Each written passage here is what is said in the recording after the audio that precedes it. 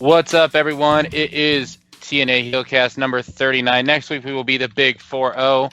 However, not 40 years. We haven't even barely made 1 year. But I am the RAV, your host assist with the most assists this week. We are talking shitloads of TNA news. Like, I can't even believe how much news to talk. And also reviewing the TNA Impact Wrestling show that took place on November the 4th, maybe the 3rd. I don't know, one of those days this week. Anyways, it was last Thursday. Joined by me, as always, unfortunately, is brother underscore. Sup, Raven Effect. Sup, Butch? What's happening? Man, there's a lot happening. I think we're going to talk about it. What? On this show? Never. Never.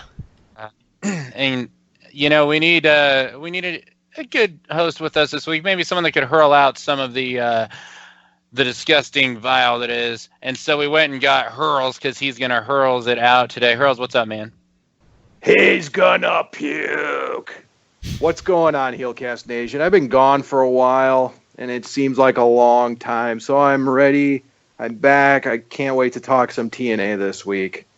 Right. Don't call it a comeback. Hurls has been here for years, rocking his peers and putting suckers in fears.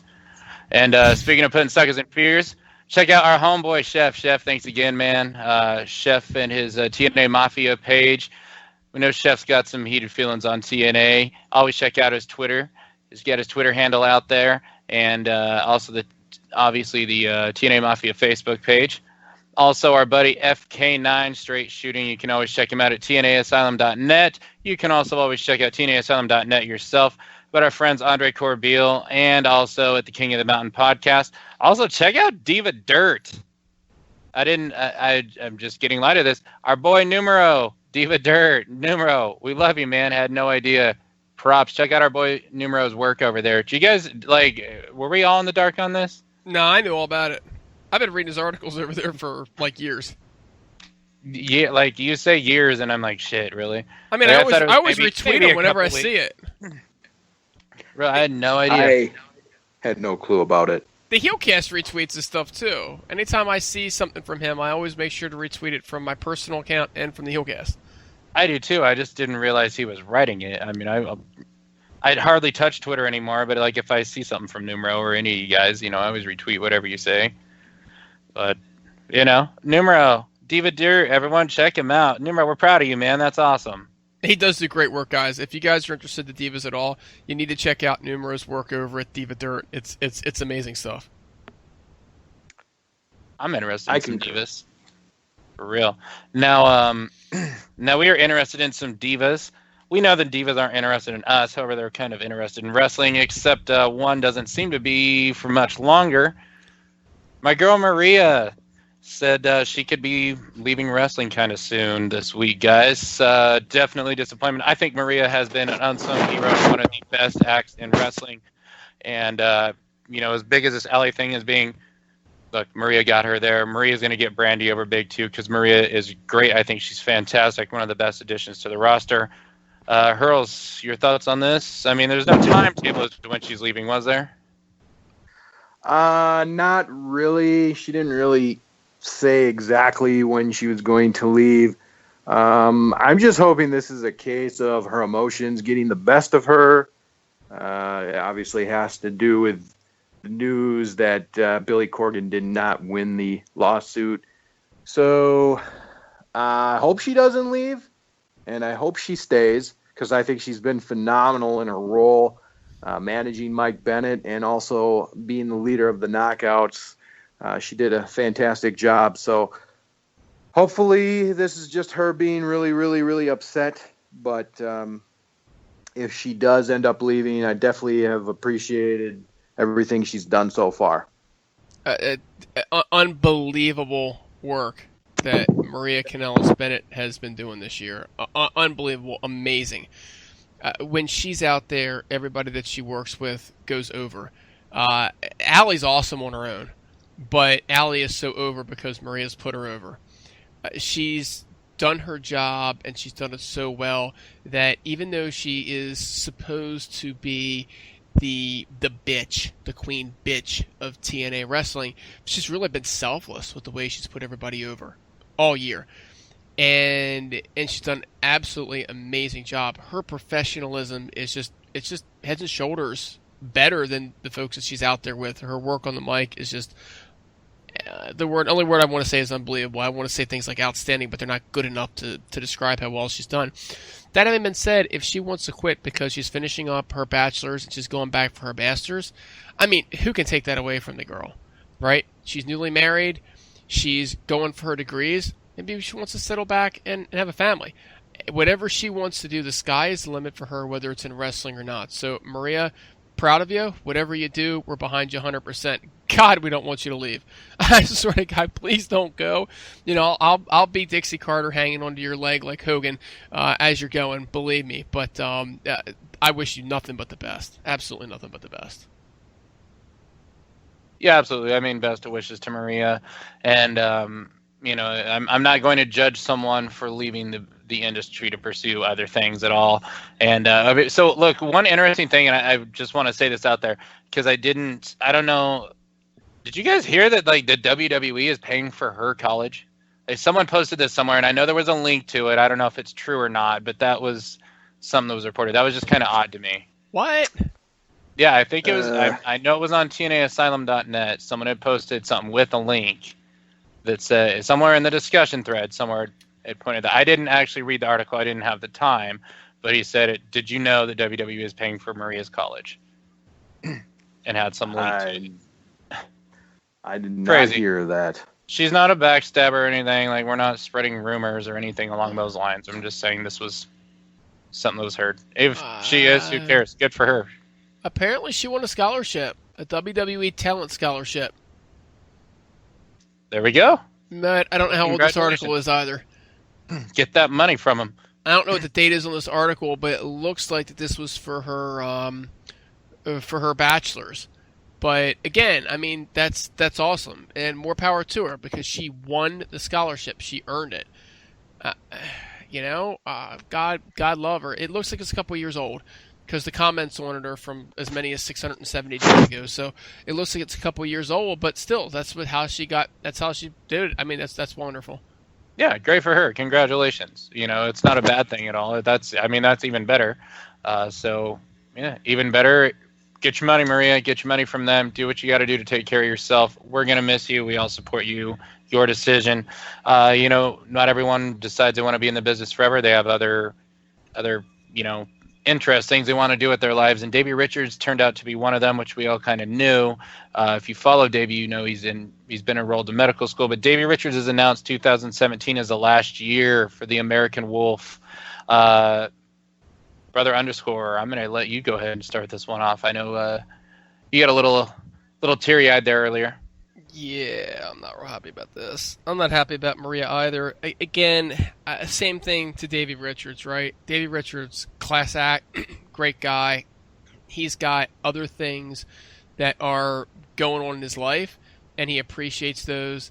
And so, you know, the way I look at it, more power to you, Davey. I am stoked for you, buddy. I'm happy for you if that's what you want to do with your life. I think he's coming, but I think part of this really could be emotional. He's coming off of a big injury, and he's saying to himself, you know what? Don't want to risk for future injury. And so it's very possible that we could see Davey go, you know what?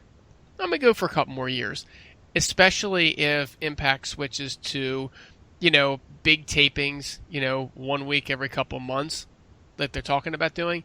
You could see him going, you know what? I can still get to do my wrestling. I can still concentrate on other things. It's just extra money in my pocket that I love to do. So I could see him lasting longer than this. But again, I mean, how do you wish a guy who is pursuing all of his dreams, like Davey Richards has always done, how do you wish anything but the best for the guy, right? Yeah, no doubt. I mean, you know, he's got a passion for wrestling, but he's also got a passion for medical school, and you want to see him happy with whatever he does. As a fan, it sucks because we're only going to get to see him for another year.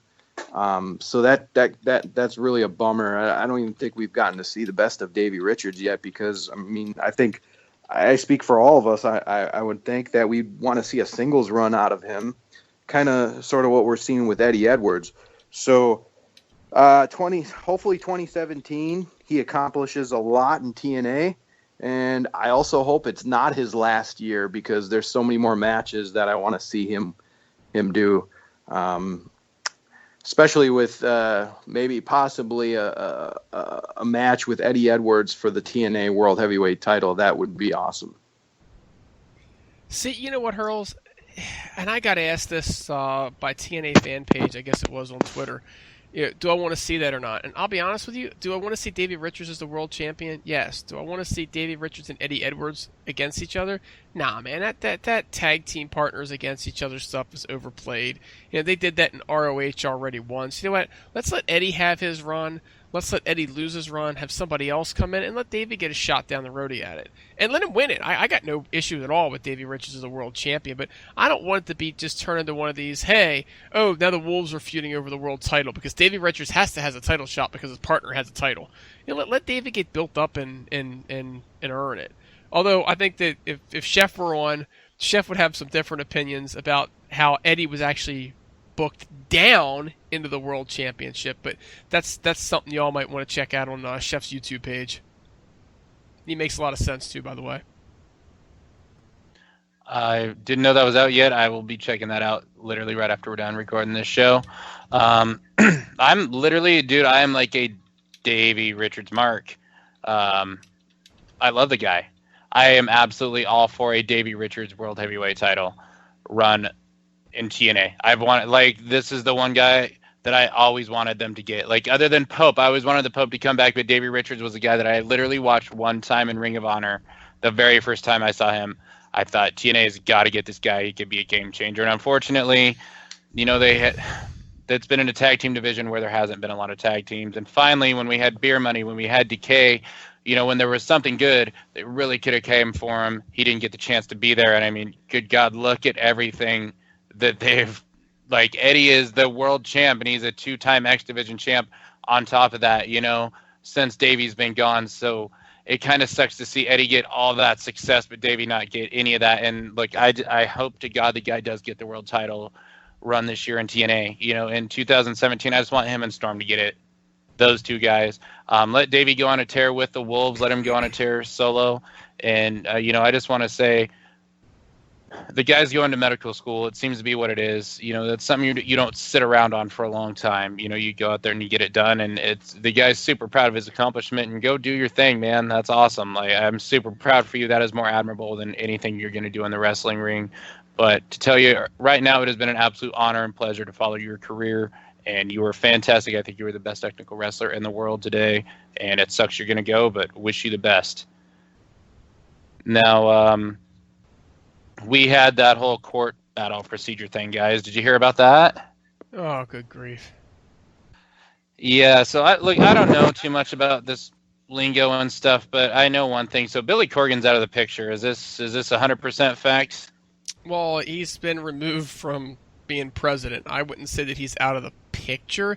I would say that he is not involved in the company at this particular point in time, but I don't think that he's done completely.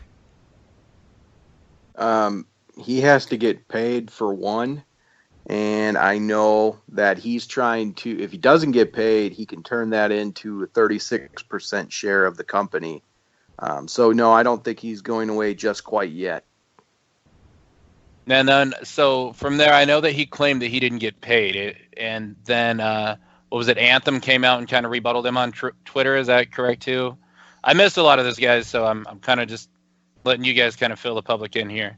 Yeah, it's a mess on both ends. It's a mess on both ends. So Anthem was basically saying, yeah, we're gonna pay Corgan off and he can go.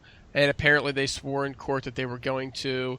Corgan then went off on a rant, which I'll be honest with you, I didn't think he needed to do a public rant like that. You can handle stuff behind the scenes. If you read Corgan's rant, it was kind of bush league, to be brutally honest with you guys. And then Anthem came back and said, hey, you're being bush league. And then Anthem was being Bush League as well about the whole thing. I mean, I would say neither side handled it very well. The bottom line is Corgan let everybody know that he had not been paid like he was supposed to be paid. Anthem supposedly told Corgan that they hadn't paid him yet because they couldn't find him because he's so hard to find.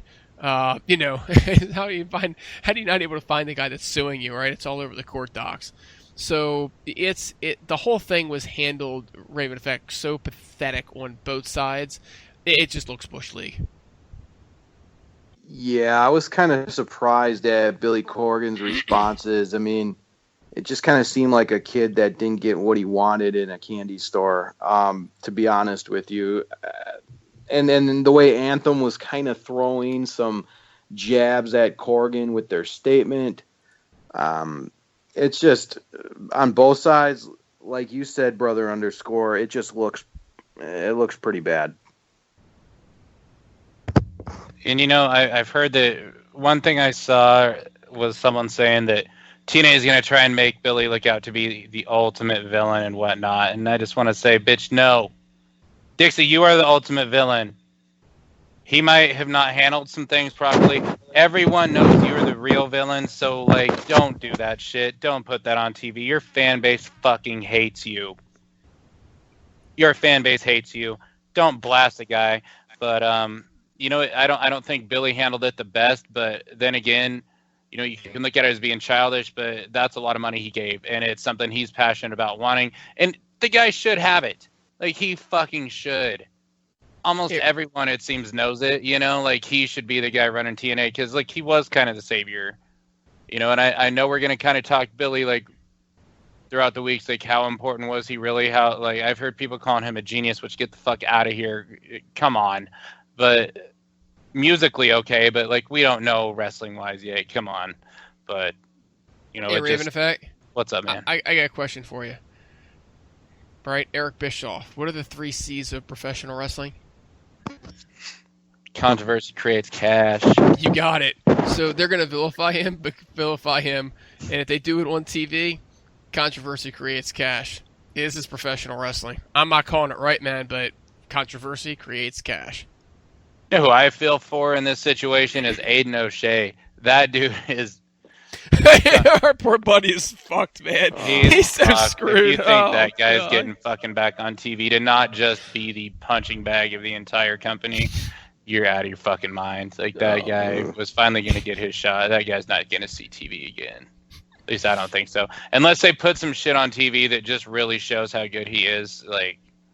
That was totally a Billy guy. And I who knows about Rocket as well, so it'll be bad if those two have to suffer for this, because all in all, they just accepted a position to try and make a career and help your TV product and make something of themselves to live their dreams. So it'll be pretty sad if these guys take the bullet on that. Now, so Billy actually flat out threatened to sell his 36% if he were to get it to a pro wrestling titan, which that's where I soured on Billy. You're not as cool as those other rock stars. I thought you jumped up being cooler then, I'll tell you that. But Hurls, what do you think about that comment? Well, Ted Turner? I'm just joking. Yeah, no.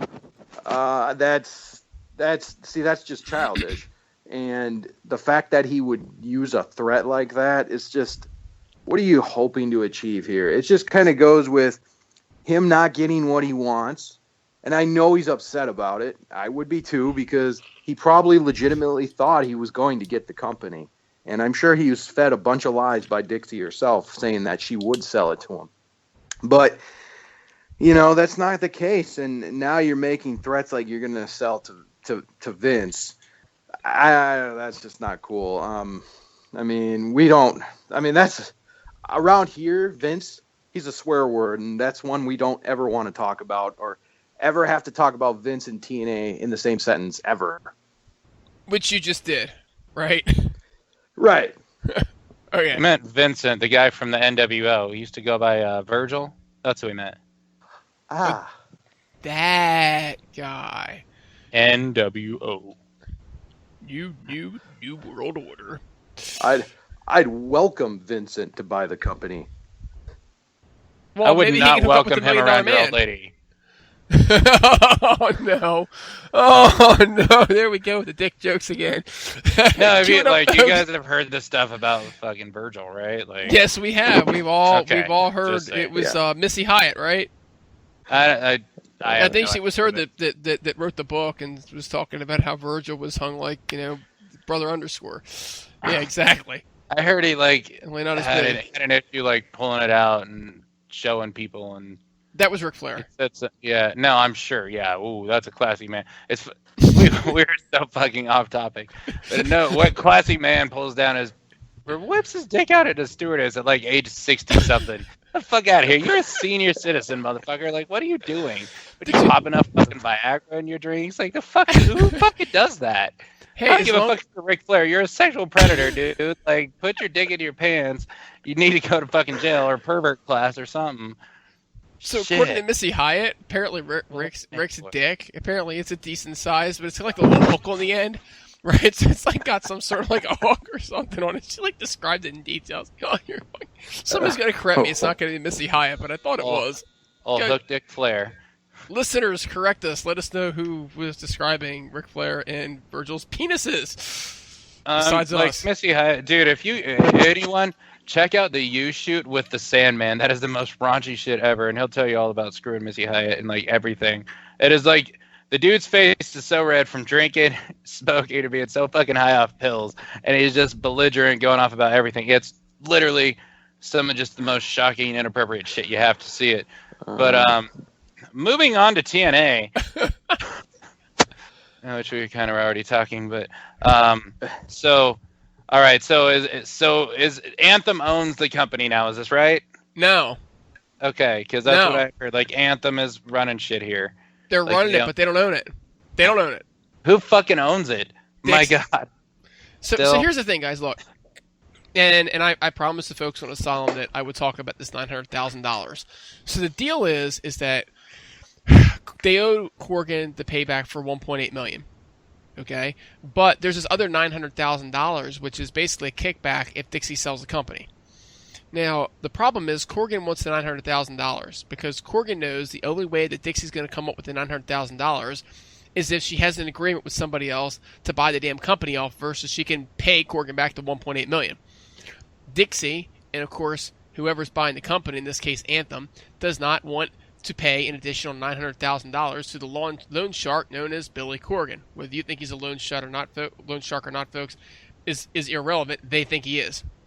So what's happening now is Corgan's looking at it and he's going, hey, Court, you know and I know that Dixie is going to sell this company as soon as I'm paid off. Right? Because that's exactly what's going to happen. So Dixie came up with some form of a loan agreement, okay, with Anthem, which is basically her way of signing some form of weird loan agreement where they can take control of the whole frickin' company. The money will go to pay Billy Corgan, and then, oh, gee, guess what, guys? We just decided to make you the majority owner, and we're going to split things up. So you're going to become the 92.5% owner. I'm going to have 5%. And you know what? Just to make sure we have a production company on our side, we're going to give Aeroluge the other 2.5% like they've got now. And Aeroluge, I think, long term at one point was supposed to be the one that was actually running it, so that they had a stake in it that was a little bit bigger than the 2.5%, as far as operationally is concerned. So that's the deal. Corgan is right to go after this $900,000 because we all know damn well the only way that he's getting paid is if Dixie sells the company. But nobody wants to give him the $900,000, and I don't blame him for not wanting to give him the $900,000 either. Does that make sense? Yeah, to me it does at least. Raven, Absolutely. My Excellent. my mind is literally blown, dude. I'm not gonna lie. I'm like, who's getting 92%? well, you need to lay off the crystal meth, buddy. That'll help out a lot. No, it makes me focus. Kidding. I'm not doing meth. It's a HeelCast. Don't do meth. Yeah, we do dick jokes, not meth around here. lots of dick jokes. We need to get Missy Hyatt on sometime. No, we have do a whole not. Episode on dicks. Why not? Please, no. Yeah, dried up I- old skank is like negative as shit towards TNA. She was one that was like, oh, a mid-quarter in WWE like MVP can come in and buy TNA. What's that say about the company? What's that Yeah, say about a she- skank whore who fucked like every dude she's Yeah. ever met in her life apparently and was proud of it?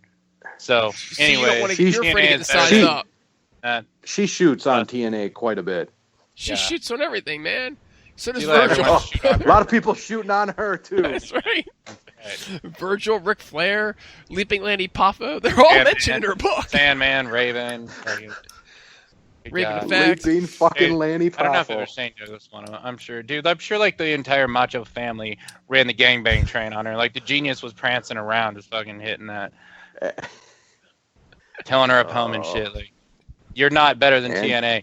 Anyway, my God. So yeah, Dixie, Surge, and Gaburik. Not only so Dixie, Surge, and Broadhead are still keeping their jobs with the company. Is that right? For now, it certainly looks that way. For now, we don't know what's going to happen long term. All we know is Anthem's coming in and they're the CEO. We have no reason to think that Dixie is going to have a whole lot of say, but she's still on the board of managers right now, as is Surge, and as is Broadhead. And how do you I hope they do a wiping of it, but how do you keep those three motherfuckers? How do you keep them? How does she still get a voice? How do you still want anything to do with her in your company? Well, if they fire her before she gives them the stock, then it's really apparent that they owe Billy Corgan $900,000. So if you want the answer, I have 900,000 of them. It'll happen. Bitch ain't one. But look, Dixie Carter, and I got laughed at on Asylum a little bit about this, but it was the way I phrased it.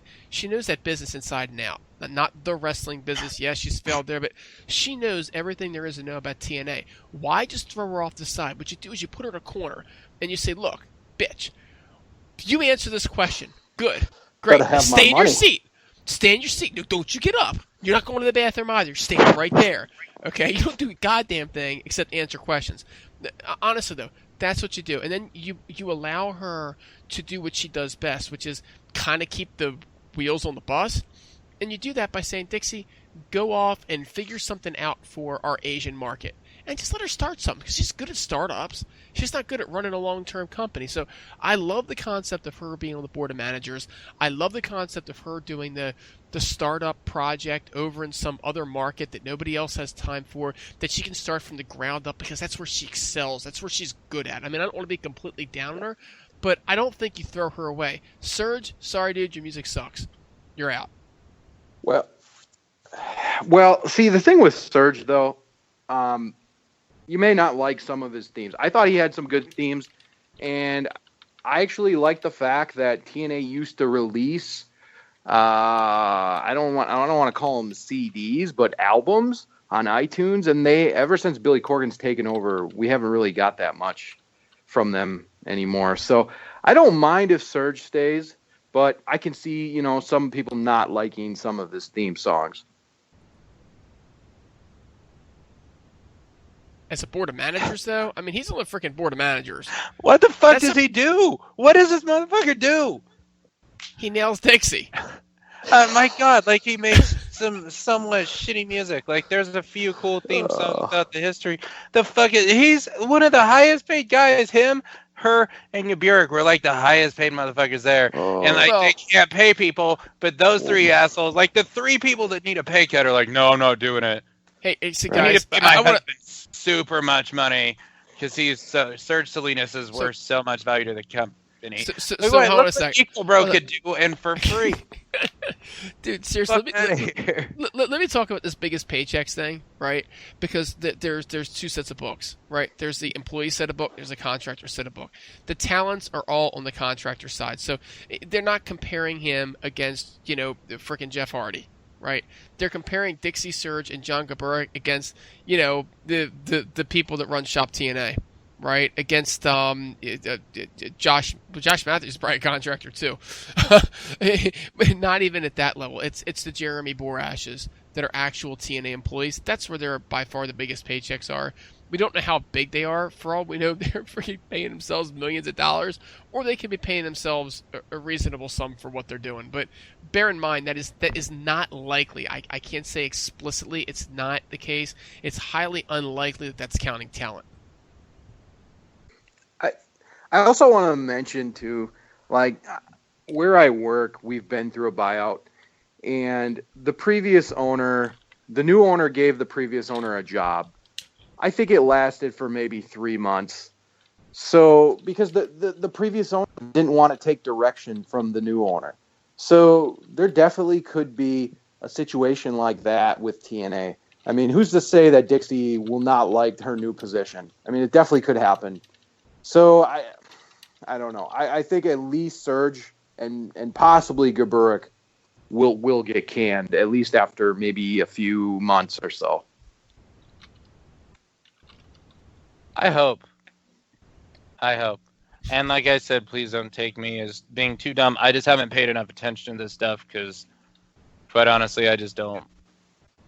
I get the gist of it, but I don't just want to listen to it and read into it because I hate the negativity and just wondering the what if. But some of the stuff just kind of blows my mind. One good thing, apparently the wrestler, the talent, and all that were paid. So, congrats, Dixie. Yay. You paid someone. So another fucking lawsuit came out, and this one was against the ShopTNA.com merchandise importer. Do you guys got the gist on this one too? I called this shit 2 weeks ago on the show. I said, if you think this is the last lawsuit we've heard about, you're wrong. Drop the mic. You were in the minority on that one too. That it was the last. It's the last one, yeah. No, I guarantee there's one more. There is at least one more. Just fucking wait and watch. Just wait and watch. But so anyone got the gist of the deals with this new lawsuit with the Shop TNA merchandise importer? I'll take it. Yeah, I mean, let's face it, guys. A couple months ago, they announced they were going pro wrestling tees, and all I saw across the board were people going, "This is a great thing. This is a great thing. We love it. They should have done this years ago." And I'm sitting there, and I swear to God, man, you should see me right now. I got my hand against my face, and I'm just like shaking it. It was absolutely the worst thing that could happen. It means that they weren't able to sell enough merchandise for it to pay for itself. That's why you cut a business line. That's why you outsource things. It's like, gee, we're not making enough, right? And they went on, they then go on there, right? And then their merchandise is like, way at the bottom of the sellers. I think that who was it? The guy who's always doing the stuff with his penis had more merchandise than their entire roster at one point. Joey Ryan. Joey Ryan, yes, exactly, the penis man himself. He's sponsored by YouPorn, at least. I mean, how many people are on YouPorn daily on the reg? It's right? true, and especially wrestling fans. Exactly, but he does suplex people with his penis, and that's something that Virgil never did. So, at any rate, so the bottom line is this meant that it wasn't able to pay for itself. Well, now we find out, of course, right? It all makes sense when you see the lawsuit. They couldn't pay the bill at all. They could have been making millions of dollars off the merchandise, but they were so far into it with everything else they couldn't pay for that, I'm sorry, Mr. Merchandise Importer, we can't pay you. And the merchandise importer's like, oh, well, I'm sorry, we can't give you any more merchandise. They're like, all right, fine, fuck you, we'll find somebody else. And then it's like, oh, gee, we have bad credit. Nobody wants to do merchandise with us. I know what, we'll outsource it to Pro Wrestling Tees. Dong. Isn't it weird though that they've actually put out new TNA clothes? You know, like we've talked about. I'm like, the shirts. There's some cool shirts that have came out. Like literally, there's like 4 or 5 I think are really cool for wrestling shirts. That is, like Pro Wrestling Tees has awesome shit on there too. I've ordered off of there. And then there's like they've made more DVDs this year than like fucking the past 3 or 4. So it's weird that like this comes out, but they've actually churned out quite a bit of product recently. Yeah, but like the most they've done in a long time. Like they got all these, they got all this content, but aren't they like a year behind on some of this stuff too? Their website itself is like their clearance is all right, but I don't know. Like I really don't know. I just know. Oh, as far as the DVDs and shit, yeah, like some of it was like fucking early 2015 that just came out. I mean, how do you feel if you're like my sis? She's a great example, right? She's always out there on Twitter. She's always out there on Facebook, and she's pushing her merchandise, right? And you know what? Good for frickin' her. And she's not the only one. Don't get me wrong. The Wolves do it. They all push, but she in particular is very good about pushing her merchandise. And then here comes TNA, and they're going, we're going to put our stuff there with your stuff. And now she's basically advertising for their merchandise that they're going to make money off of, and not her. It's like, give me a damn break. You have your store. You make money off your store. You don't encroach on the wrestlers. The Wolves have had their Wolves stuff forever. Now all of a sudden, oh gee, I go to Pro Wrestling Tees and I buy the Wolves stuff instead. And I think I'm helping everybody, but what I don't know is that my money is going to pay some goddamn lawyer who's suing the frickin' former merchandise importer or Billy Corgan, instead of paying that money directly to Davey Richards, who hasn't been wrestling for a while. So, he could probably use an extra paycheck, or somebody like Rosemary who's just busting her ass trying to make an extra buck. It's pathetic. Yeah, I didn't really hear much about this lawsuit, so I can't really comment too much, but if everything that you guys are saying is true about this, it's pretty sad. And it's only like $90,000 or something, right? I mean, it's a drop in the bucket next to the $4+ million they owe. That doesn't include Corgan. I don't think Corgan's included in the... So there's $6 million there in the hole.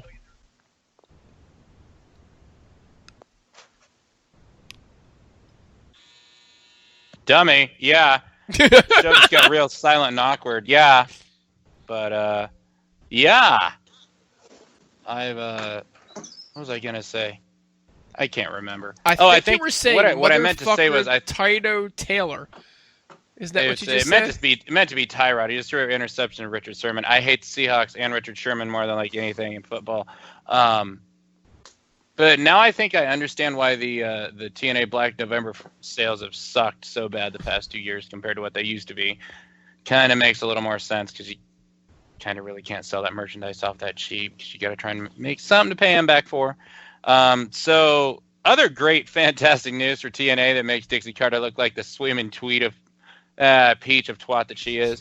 So the Challenge TV and the UK relationship with TNA is done. And in true Dixie Carter fashion, they actually tried to say that they tried to spin this off like, hey, we decided to pull it off this channel for your fans in the UK because, the spoilers, you having to wait 3 days for spoilers is just too much. We're going to get you on a network where you can get them as close to Thursday as possible. Cut the bullshit, Dixie. We're not fucking retarded. We know you're an idiot. So does Challenge TV.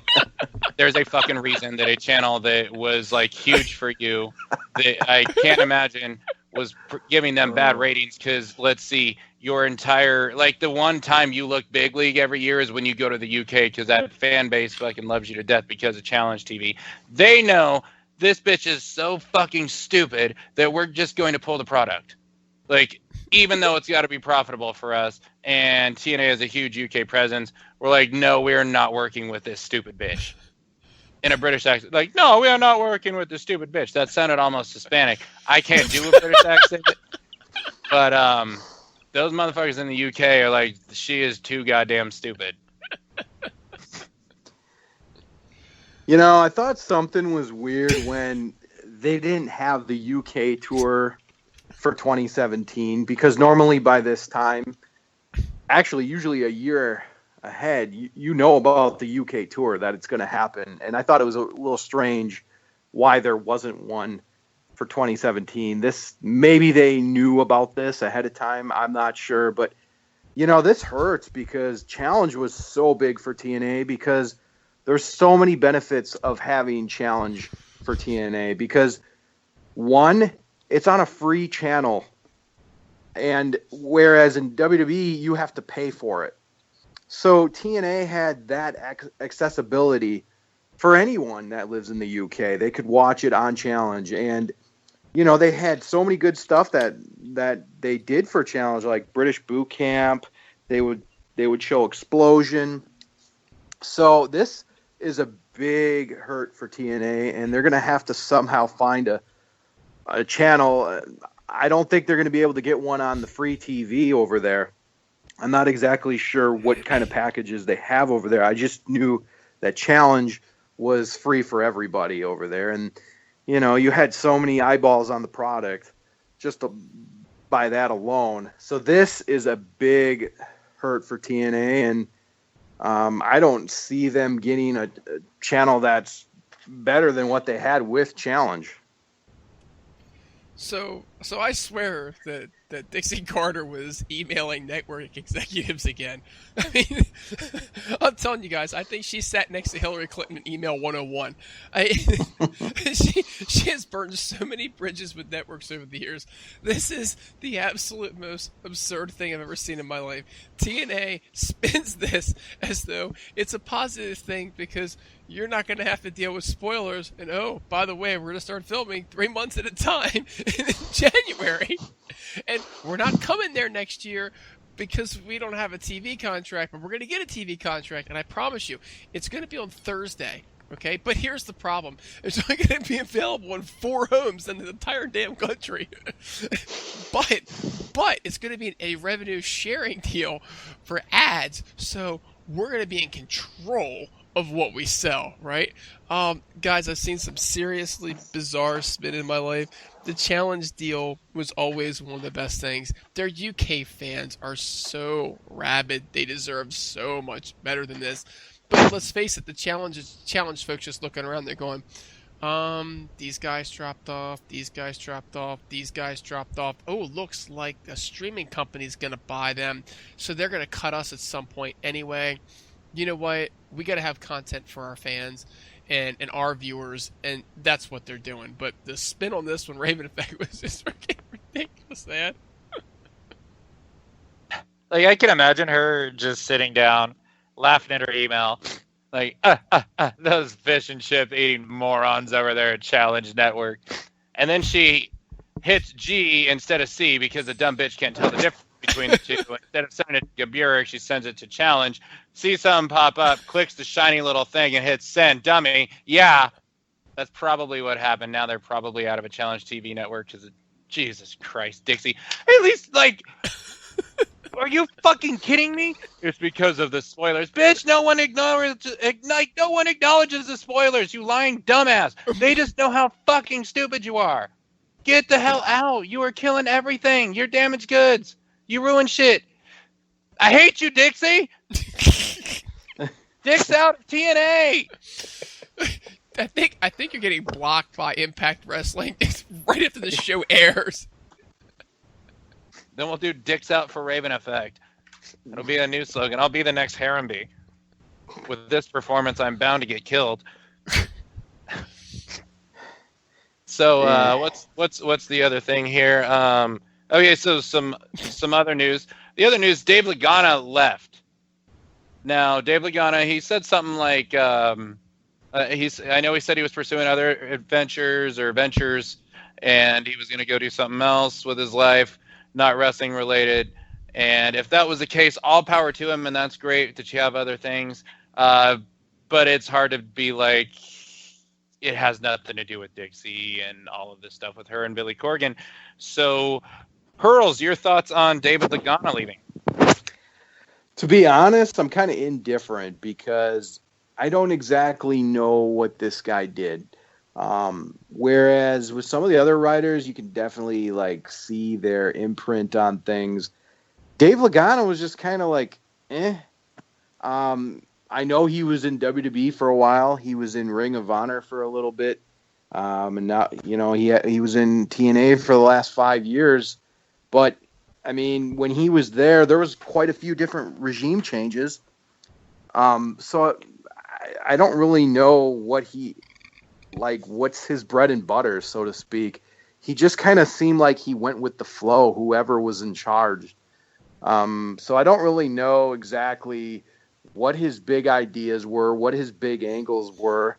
And to be honest, I'm not real sure like how big of a loss it's going to be for TNA, because if I can't really distinguish anything that he's done, I just don't know. Maybe I'll find out in the coming weeks, or at least in 2017. Maybe we'll see what some of the stuff he did, but I just don't think it's that big of a loss, to be honest with you. And I mean, maybe we need some newer people in there to get some fresh ideas. And he's definitely had his chances with all 3 companies. So I'm not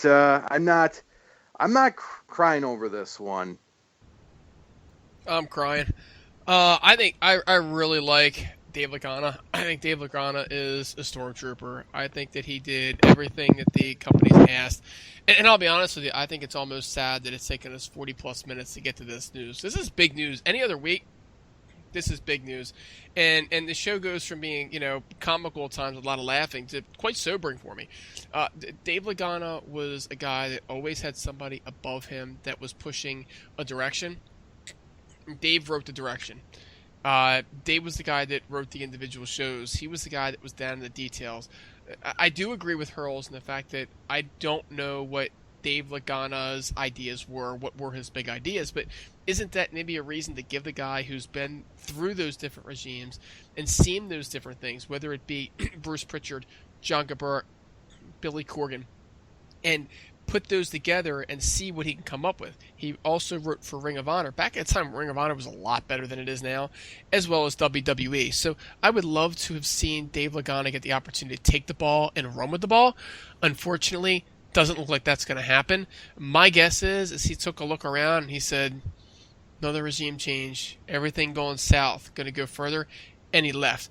My hope out of all this is that he stays in the wrestling business, because I think he's a very talented guy, and he lands in Ring of Honor, who could really use him. Because, in fact, their booking right now is the worst booking I think I've ever seen at any wrestling company. That's coming from a guy who's a big Ring of Honor fan. Yeah, it's real. My bad.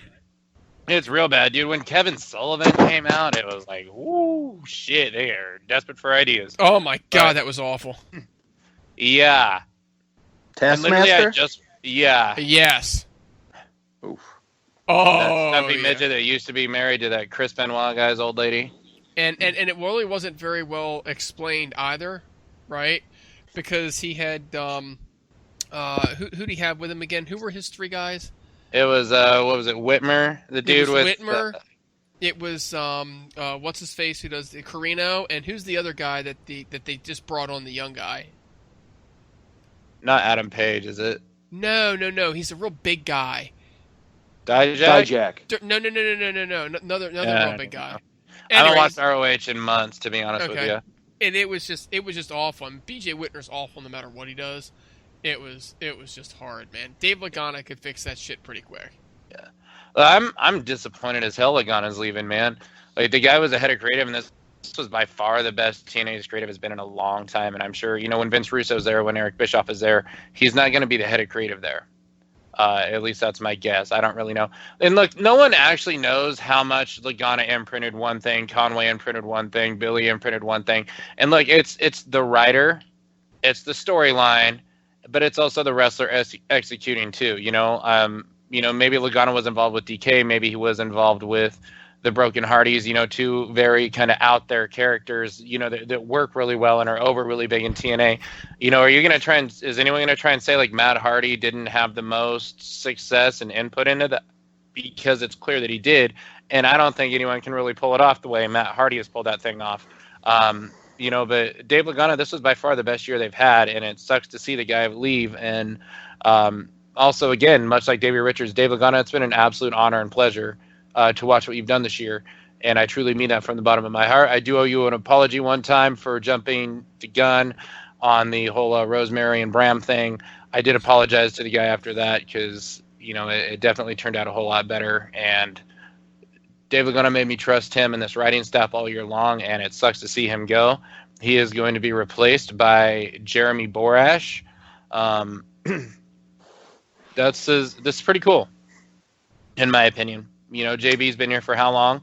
We know JB had a lot of input with the final deletion, and putting that together, the first one at least, as far as packaging it and just how it looked on TV, recording, filming, all that.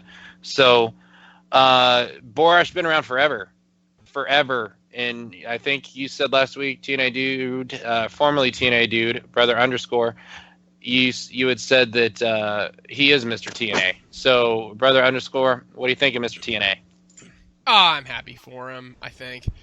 I think that, and I talked about this with you guys the pre-show, I think that everything Jeremy Borash does, he does well. The problem that I see with this is that, excuse me, Jeremy Borash is their go-to guy. When things go down and they need a guy to jump in and do something, they go to Jeremy Borash. He's a special projects guy. Whether it be Spin Cycle, whether it be the podcast, whether it be British Boot Camp, they have a project and they need somebody to do it. They call him Jeremy Borash. And he delivers, right? That's why we like him so much. When they need somebody to fill in the announce booth, he comes in and he aces it. The problem is that he never really gets put in charge of things.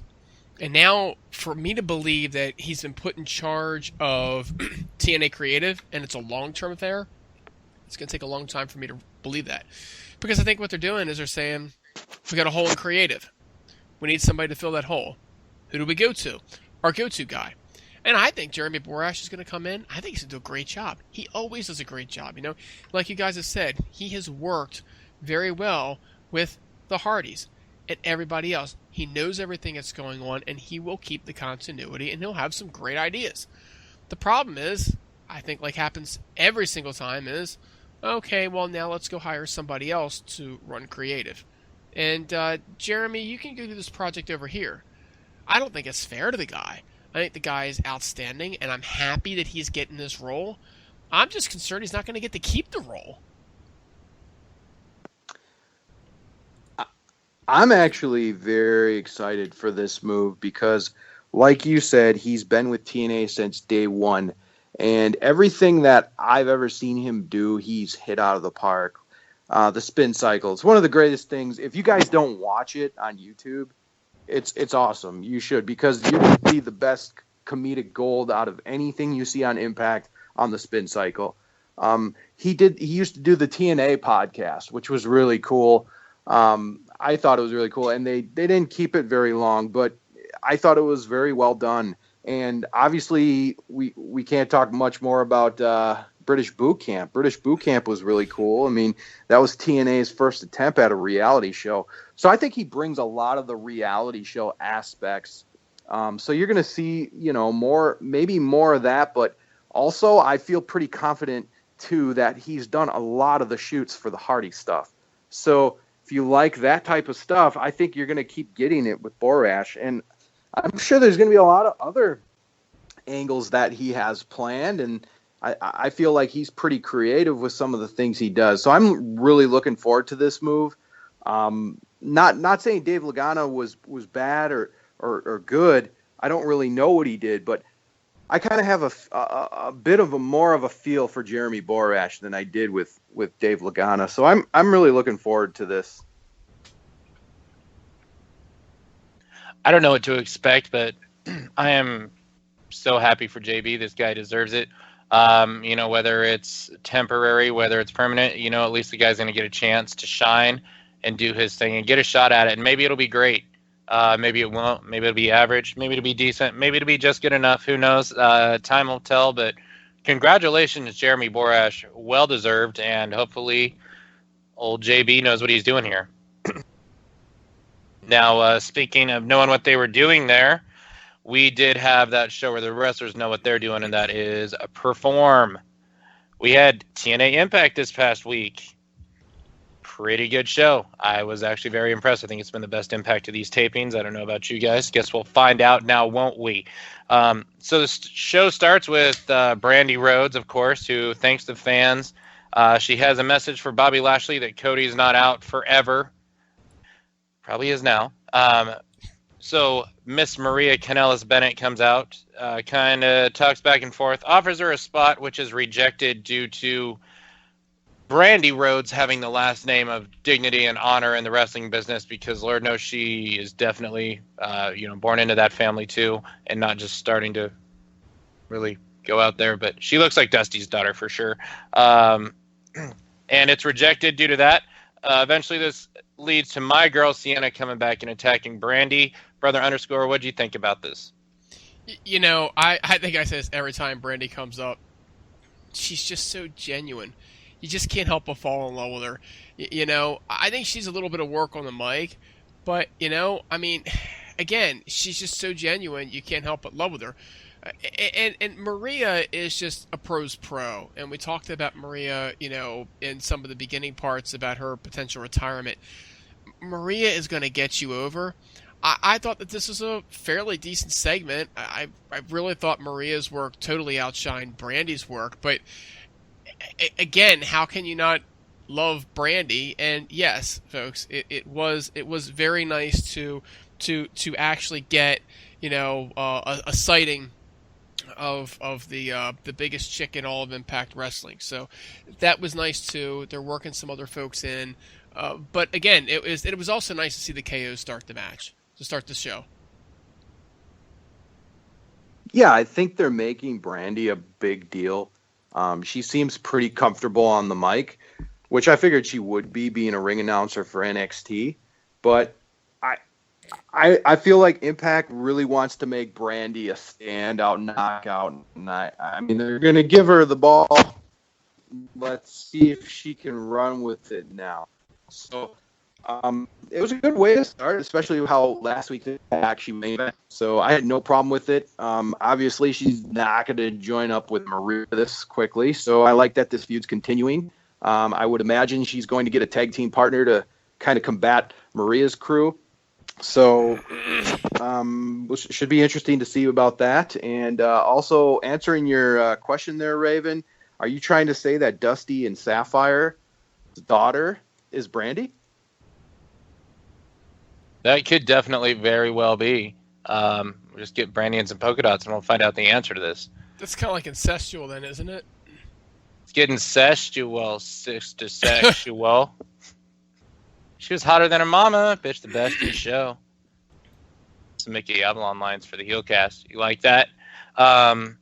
This was good. Look, Maria gets everyone over. Maria is fantastic. And I'm glad to see my girl Sienna out there. And I'm not knocking Brandy Rhodes for being in the opener. That was awesome. It addresses Cody. I'm just kind of trying to joke around and make the show funnier because I suck at life. So trying to get some funniness on here.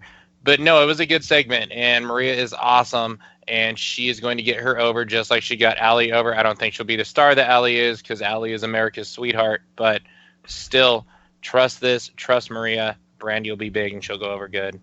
And so we had the Impact Grand title on the line again. So Jesse Gutters got beat by, you know what the thing, he lost to Aaron Rex, but you know what the thing that bothers me the most about Aaron Rex is because everyone's kind of criticizing the guy right now. Huh? Do you? Either of you? Yes. Talk to us, Daddy. I can't call him AA Ron. I want to call him AA Ron Rex. Like, he just has one A. What dude is doing that in this day and age? He probably did it so they wouldn't call him AA Ron on TV.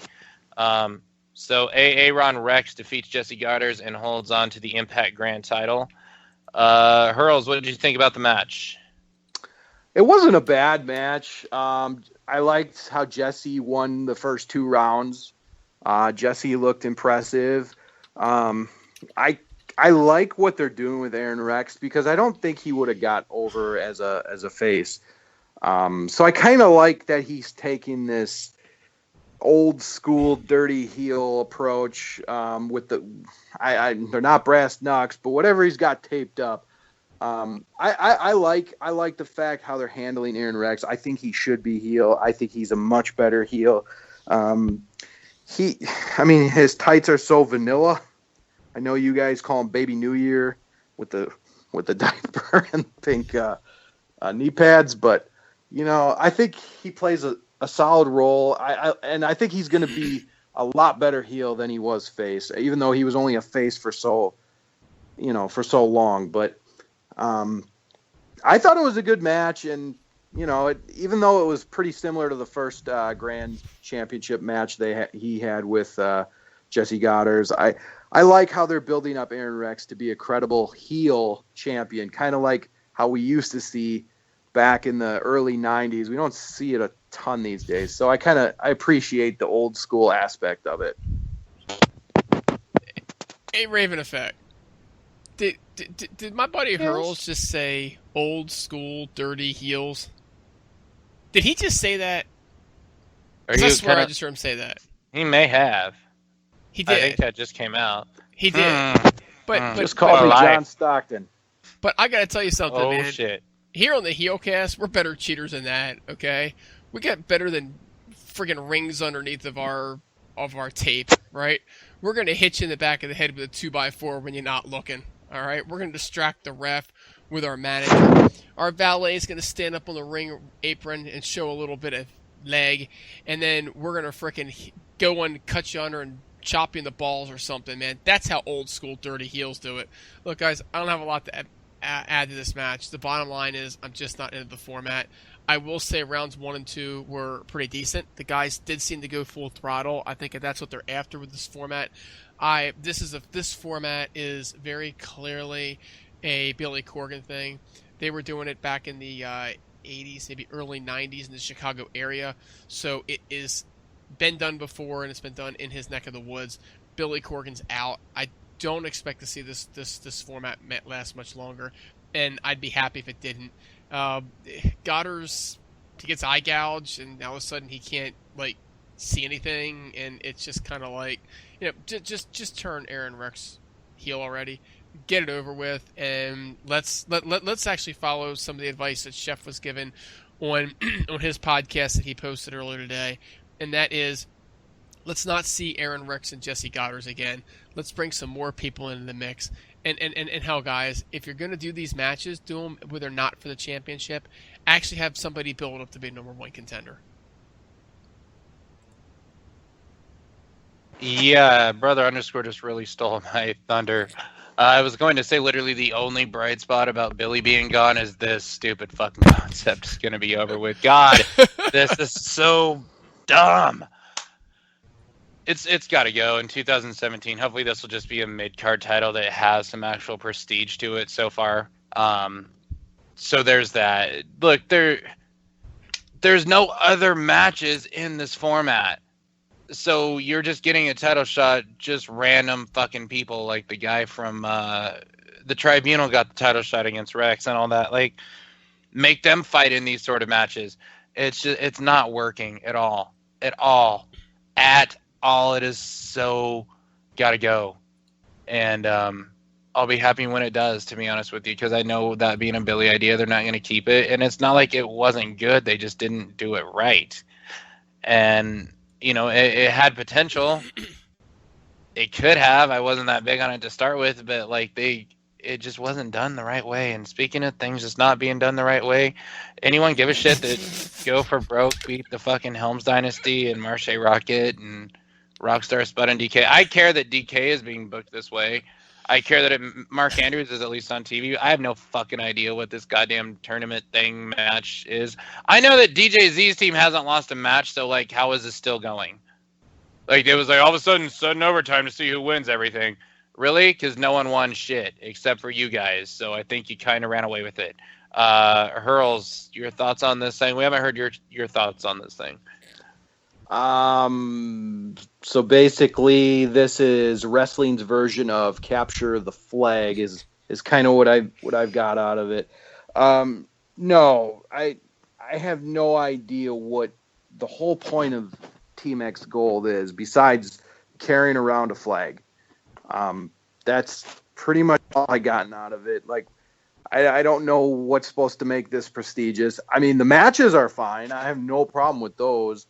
But I mean, if you're just going to do 6-man, tags, why not just get a belt then? I mean, I know it'd be a ripoff of Ring of Honor, but if that's what we're going for, you might as well go full force with the thing, because the flag thing, unless you're going to actually start putting, the DCC in or some other 3-man teams, it just makes no sense. What's the point of it? Are we supposed to get that much joy over teams carrying a flag? I mean, is it really that prestigious? So it's just kind of confusing. Like I said, the matches make up for it because they are some good matches, but it just kind of seems really jumbled and thrown together. I'm not a huge fan of the idea, which is also, by the way, a Billy Corgan idea. So here's the thing, guys. A couple of things. First of all, they can't do belts because they can't find belts on sale on Craigslist. Okay? A flag, they could just steal off somebody's porch and they can do it cheap. That's the first thing. The second thing is that, yes, Raven Effect, I think I finally figured out what they're doing. The winner gets the flag. And that's all that it's about. So in this case, the flag was defended. I love the way Hurls put it. It's TNA's version of playing capture the flag in this match. Only we've never actually seen the flag change hands, because only Go for Broke seems to be able to actually win one of these damn matches. So the only thing I'll say is this is a nice way to get 9 guys involved in a match. It's something that's a little bit easier to do with the 6-sided ring. And yes, Hurls is right. Some of these matches are pretty decent. Spud, of course, is always on point. I just love when he tagged in Abyss and then flipped off Marche Rocket. Like, I ain't messing with you. Abyss, you go deal with it, right? I'm not really sure why Decay got eliminated from the match. Maybe so they didn't have to take another loss, right? So that Spud could get beaten by my buddy Braxton Sutter again. And I'm not really sure what happened to Helm's Dynasty in this match either. It was a very bizarrely booked match. This whole thing has been bizarrely booked. I think if they want to do these 6-man tags and these 9-man tags, I guess, with 3 teams, just do it. Just book them. Book them for fun. And not every match has to have a crazy storyline or a belt behind it or a flag. Just freaking book it and let people enjoy it. They do it in Ring of Honor all the time, and the crowd loves it. Whoever thought of this idea, this capture of the flag or whatever, is literally a creative fucking genius. My God, this thing is so bad. The matches have been good, though. It really is. Just who gives a shit about the flag, dude? Like, if the DJZ Team X or Team what are they called? Team Go for Broke flag isn't the hottest selling thing on ShopTNA.com this holiday season, I don't know what else is going to be. Jesus Christ! It's gonna make the lawsuit go away. Of course. It's gonna be a Dixie Carter action figure. What else? Oh, I knew that. Shit is like literally something you can still get on there. If you spend $75, we'll give you a free Dixie Carter action figure. So what? So I can shove it up the person's ass I hate the most? Was that a fucking Christmas joy to you, Dixie? Because if I did, Dixie, I would probably shove it up your ass. Yeah, I would shove it up her own ass, or maybe my ex-wife. I don't know. Maybe brother underscores someone. Hey. But I'd probably enjoy it. Look, guys, I'm sorry to be down on this. And the other thing is, where the fuck is Caleb Conley during this whole thing? Like, oh, I'm just sitting here under TNA contract, never being used, even though there's an X Division tournament going on. But Marche Rocket is in there. Do it for Braxton Sutter, Dixie. But look, the matches have been good. Of course, I liked the fact that Decay got disqualified. So look, they came out of there looking badass. The spot where Spud did tag in Abyss was awesome. I'd like to see Rockstar Spud interact with DK a little bit more. Bring Rosemary out. But it was a good match. It was entertaining. It's just like this concept is just, it's not sticking with anyone. And hopefully it's gone, especially if it was a Billy Corgan idea. But I'm glad that someone got to wave a flag, especially around the presidential election. That must have been, known patriotism. We had to have known that DJZ and Mark Andrews would bring America together during this election. And moving on from there, we had the Hardys against the DCC. And this turned into a Hardy extravaganza affair. Look, we saw another Jeff Hardy, come out with the world title belt, which could, that could have been awarded to the winner of Team X Cup. Learn some new shit every day. There's that. There was Grado taking a selfie with Jeff Hardy, and Matt falling off a forklift in conclusion and asking who Brother Nero is. Brother underscore, your thoughts on this tag team match? Well, the first thing I'm going to say is here's how I know the Broken Hardys are over. I rarely turn Impact on until after I put the kids to bed. And my 7-year-old daughter comes downstairs and she says to me, "Oh, I know him, and it's Matt freaking Hardy." So, Matt, this buzz for you, brother. Look, I told you at the beginning of the year you were freaking awful and needed to change. Well, dude, now you're freaking awesome. Don't ever change, all right? When you're over with my 7-year-old, you're over, brother. I mean, this is classic, obsolete, delete stuff. Matt was amazing on the mic as always. There was a bit of a beatdown.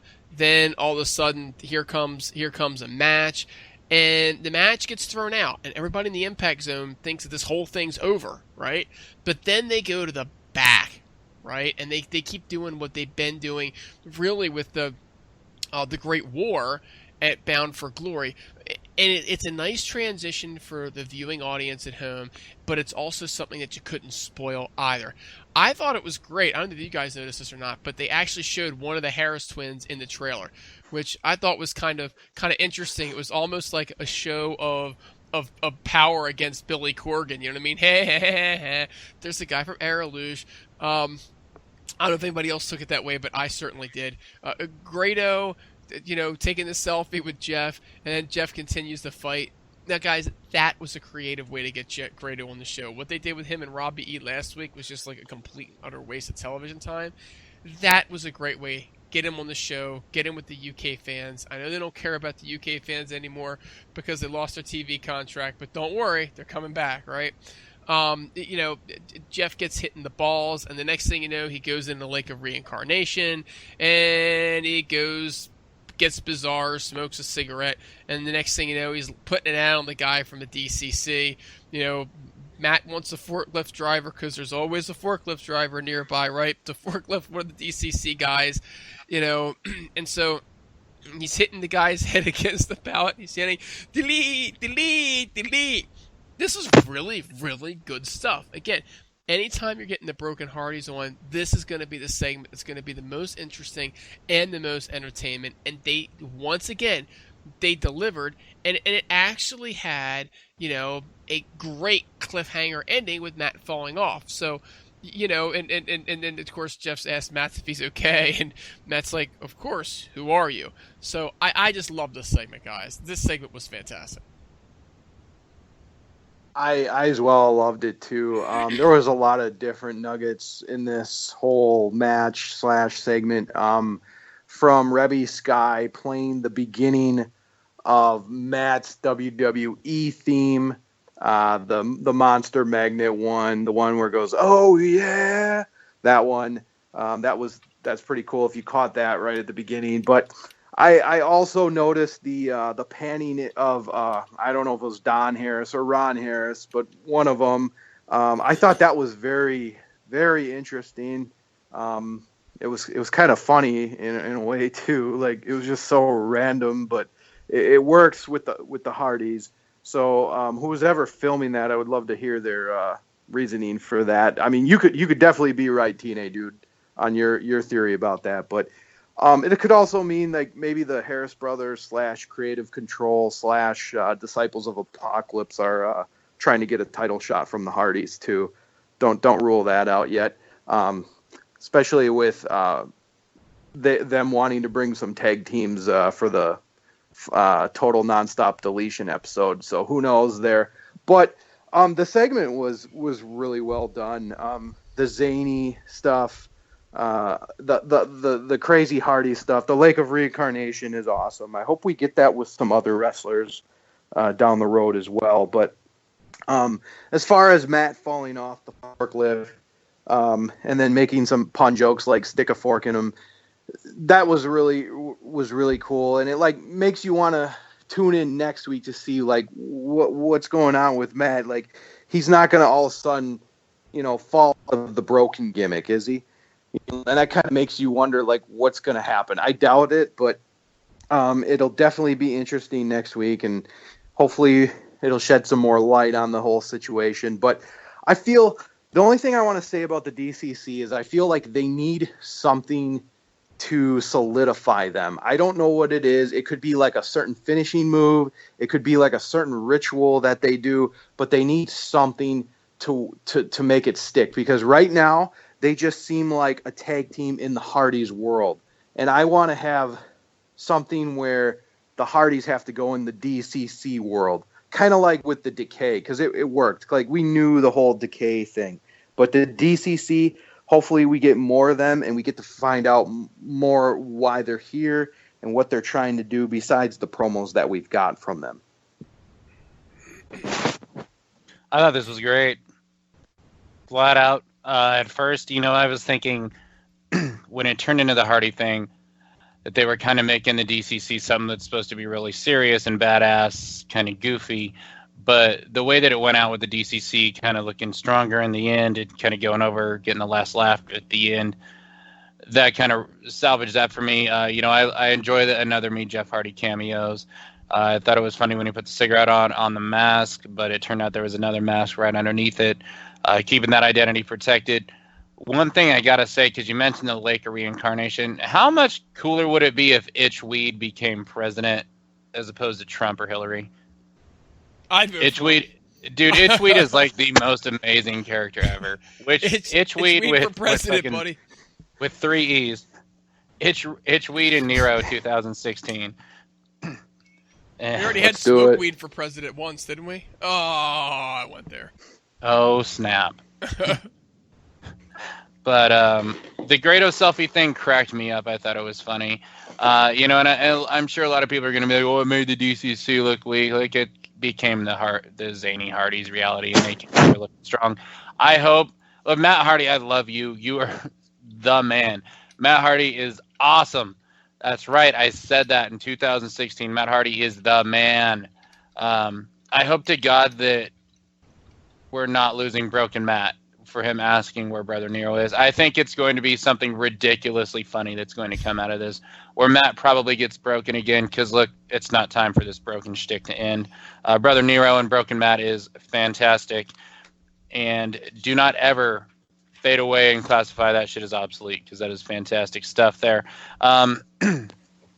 Trouble, the man himself, EC3, challenges Eli Drake, the master of badassery, in a match to put up his Bound for Gold title shot. Nuh-uh. No way, dummy. That's because Eli Drake is cashing in next week to take on the winner of Eddie Edwards or Bobby Lashley. Guys, what do you think of the promo, brother _? Oh, I mean, first of all, where has this EC3 been all year? This is another awesome promo segment by EC3. This is the EC3 we've come to know and love, guys. This is the guy that ripped it up, tore the house down last year with his promos, and has been the sucky face all year this year. So it was almost like he needed to raise his game because he knew Eli Drake was going to bring it, so he brought it. And he's been, messing with Drew Galloway and hasn't had as much competition. And Bennett's awesome too, but Bennett's not quite as in your face as what Eli Drake is. EC3 called Eli Drake a silver-tongued son of a bitch, and he just really laid it on him. And Eli Drake, this is the attitude I've been looking for out of the guy. He used to be just a comedic heel. Now he's actually like, excuse me, I got an attitude and I'm a cocky heel. And that's what you want out of a guy that you're looking to take to the next level on the card. They could not put Eli Drake higher up the card before. With this new attitude, they can do it. It looks like that's exactly where they're going to take him. And it's where he belongs. So, EC3 says he's earned himself the right after Eli Drake says that, it was all given to him. And, essentially Eli Drake says, screw you. I'm cashing in. And when I win the title, EC3 going to be mid-carder anyway. So I love this. I'm looking forward to the match next week. And, this was great work by two great talent, actually. Yeah, I enjoyed this segment. I've been enjoying the feud ever since EC3's been saying push the damn button. But the only thing that I really didn't like is the spamming of title matches so quickly after another. Like, I kind of wish they would kind of go back to the mini pay-per-views they would have during Impact, just so that way you wouldn't have title match after title match, because you kind of want to space it out a little bit. But I do like it in this sense because it deals with the storyline between EC3 and Eli Drake. So it makes sense for Drake to take the heel route and spite EC3 and cash in the Bound for Gold to face Eddie Edwards next week. So I am also looking forward to the match next week. I'm a huge fan of Eli Drake, huge fan of EC3. His promo was he was on fire. You could see the emotion. The fans were really getting into it. And this is why people love EC3 and why they get into him. So I know some haters, mostly WWE marks, that don't like EC3, but you know what? This guy's on fire. And WWE made a huge mistake letting him go. So loving what he's doing, maybe not as much as when he was a heel last year, but this feud is just awesome because you got two of the best mic workers in the industry today.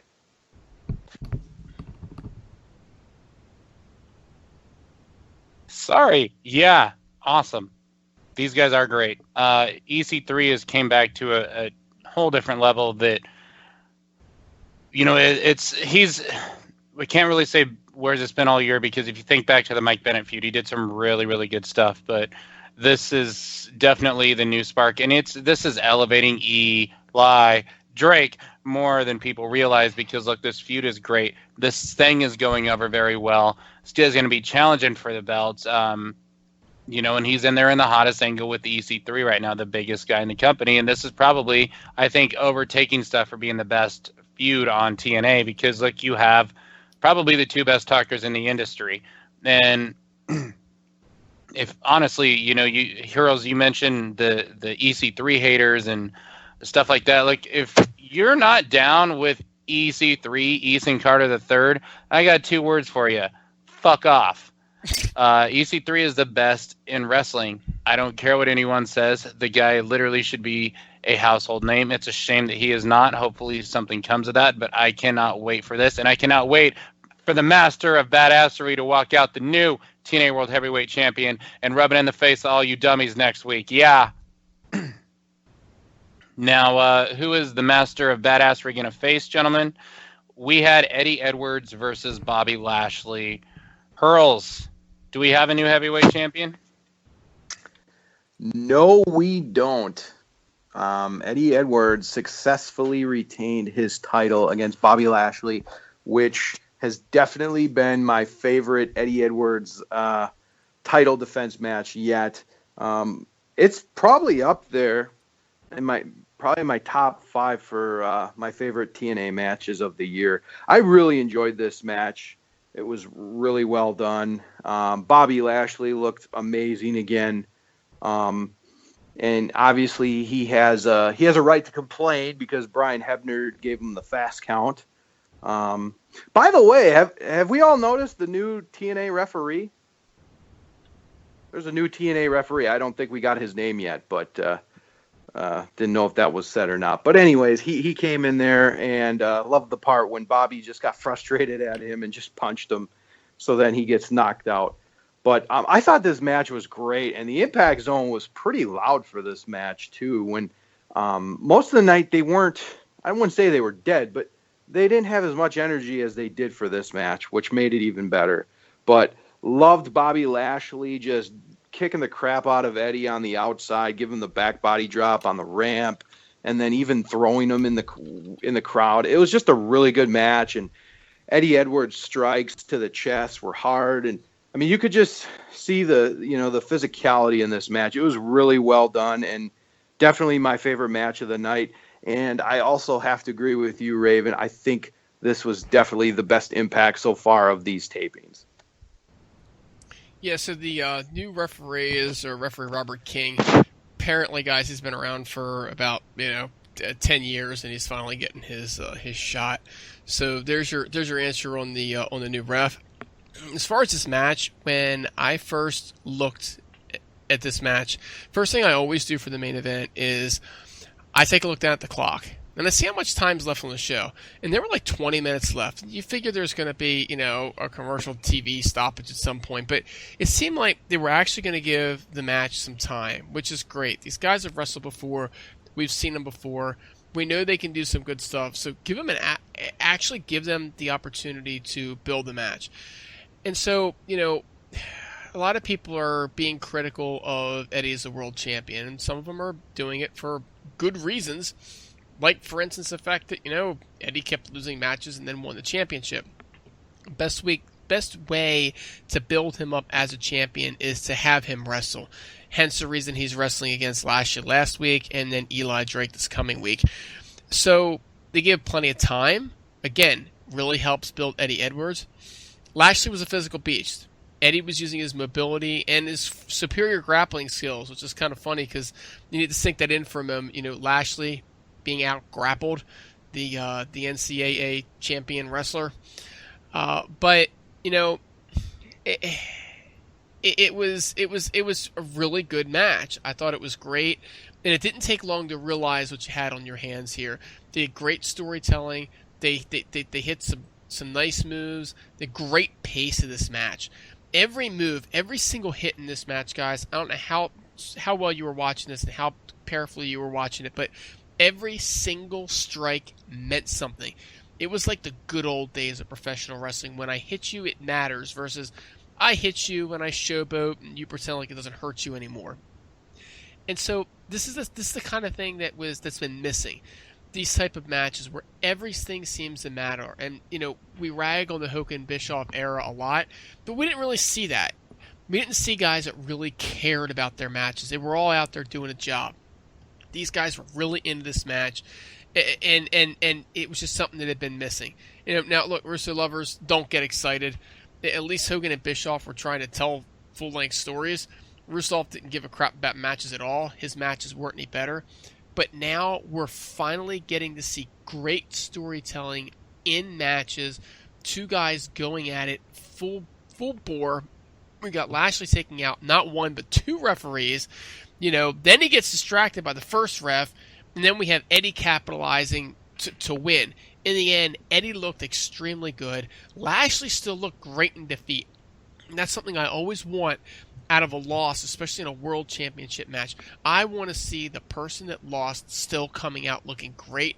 Bobby Lashley accomplished that, and Eddie Edwards, he looked great as well. You're calling 1996 WCW Starrcade. That's what a fast count looks like. This was a really good match, and they gave these two the time to go out and have a good match. And the same with we didn't mention this last week, but the Mike Bennett match, the Mike and Maria against Cody and Brandy Rhodes, they gave a lot of time for that to go out there and be a main event too, and that was nice. And if that was a Billy Corgan thing, then that's a Billy Corgan trait that needs to be kept, because sometimes these guys and girls need to be given the time to go out there and show what they can really do, and that's put on great wrestling, and that's what the TNA roster is capable of doing. We don't get to show that much. So this was great. This match was great. I loved it, man. And here's the other thing, like, people are bitching about Eddie Edwards being the champ and all. Tell me one guy during these tapings that has to be more banged up and bruised and body has to hurt like shit worse than Eddie Edwards, because this dude has been in so many matches, long matches, great matches. Give the guy some credit now. I understand some people aren't happy with him being champ, but this is some shit that you would see Bret Hart go out and do. You would see the fighting champ go out there, and just make these great matches happen. And Eddie's out there doing that right now, whether you guys like it or not, or you're behind it or not. Give the guy the credit where it is due. That dude had to be so sore coming back. He's already had the tag match. He's had actually, maybe he wasn't in the tag match. He wasn't. But he's had Cody. He's had 2 against Lashley already now. The dude is banged up as hell. He's had the altercation with Lashley spearing the shit out of him and beating his ass. Give Eddie Edwards some credit. This match was great. I love the ending. Fast count was good. It made Lashley come out looking strong. No one's going to look like they're going to dominate Bobby Lashley for an entire match other than Moose, and Moose didn't even do that. So, look, guys, this is pro wrestling. It's how things go. Eddie may be the underdog champ, but he's a great wrestler. He's got 2 wins over Lashley. I know not everyone likes it, but still be supported and give the guy the credit where it is due. This was a great wrestling show, and this was a great wrestling match. TNA was back in a good way, and I hope that the ratings improve to see it, and hopefully we can get rid of this bullshit going on, and the company can progress and move forward. Now, that kind of wraps up TNA Impact. Brother _ you have any final words you'd like to say to HeelCast Nation before we sign off? Nah, brother, I think that we have said our piece tonight.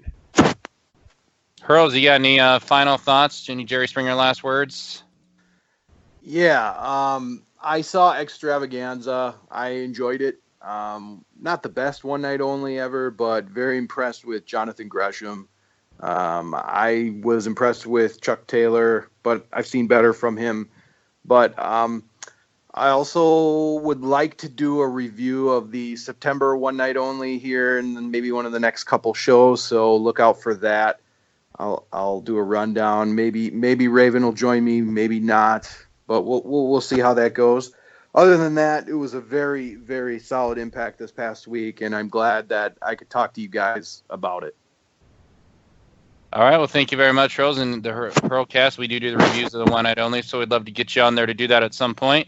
HeelCast Nation, I am the RAV Raven Effect on behalf of brother _ himself and our man Hurls, signing out. Thank you for listening this week. Go out and vote if you want to. Remember to write in Itchweed in the ballot. Have a great week, everyone.